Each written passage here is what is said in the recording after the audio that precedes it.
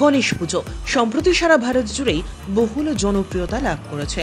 গণেশ পুজো মানে বিঘ্ন নাশক গণপতি বাপ্পার পুজো, যাকে মহাদেবের আদেশ অনুসারে সকল দেবদেবীর আগে পুজো করা হয়। গণেশ পুজো বলতে যে রাজ্যের কথা প্রথমে মাথায় আসে তা হলো মহারাষ্ট্র, তবে পিছিয়ে নেই কলকাতাও। দিন যত এগোচ্ছে ততই কলকাতায় বাড়ছে গণেশ পুজোর বহর। প্রচলিত রীতি অনুযায়ী প্রতি বছর 10 দিন ধরে আয়োজিত হয় এই পুজো। ভাদ্র মাসের শুক্লপক্ষের চতুর্থ তিথি থেকে শুরু করে চতুর্দশী তিথি পর্যন্ত চলে এই পুজো। অন্যান্য জায়গার পাশাপাশি এবছরও সাড়ম্বরে গণেশ পুজোর আয়োজন করেন বিশিষ্ট সমাজসেবী মুকেশ যাদব। 36 নো ওয়ার্ডের বস্তাপট্টি রোডের এই পুজো দেখতে ভিড় জমাচ্ছেন 8 থেকে 80 সকলেই।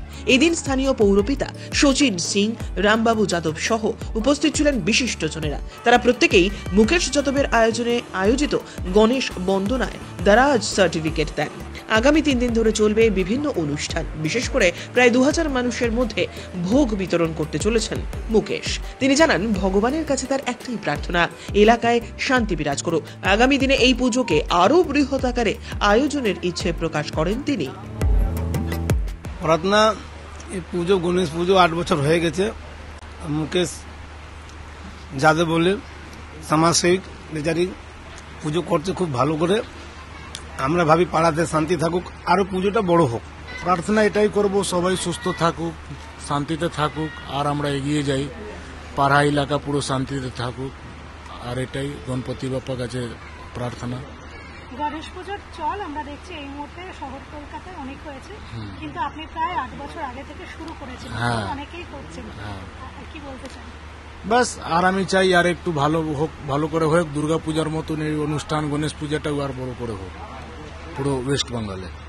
সারা বাংলায় চাইছেন গণেশ পুজো একদম, একদম আর ভালো করে হোক। আমাদেরকে গণেশ ভগবান সদ্বুদ্ধি দিক, ভালো করে রাখুক, শান্তিভাবে রাখুক, সবাইকে সুষ্ঠুভাবে রাখুক, এই আমার প্রার্থনা। পুজোকে সামনে রেখে বিশেষ কর্মসূচি রয়েছে? বিশেষ কর্মসূচি আছে, কালকে শিবচর্চা আছে, মিনি চর্চা, তারপরে আমাদের ভোগ আছে, বসিয়ে সবাইকে খাওয়াই আমরা 2000 মানুষকে। তারপরে সুন্দরকাণ্ড আছে।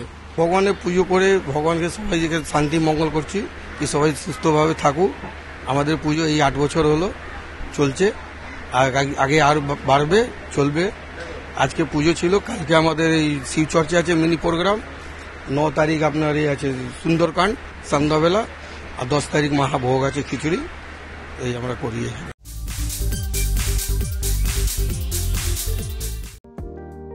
শুধু ক্রিকেটারদের দিকে নজর দিলেই চলবে না।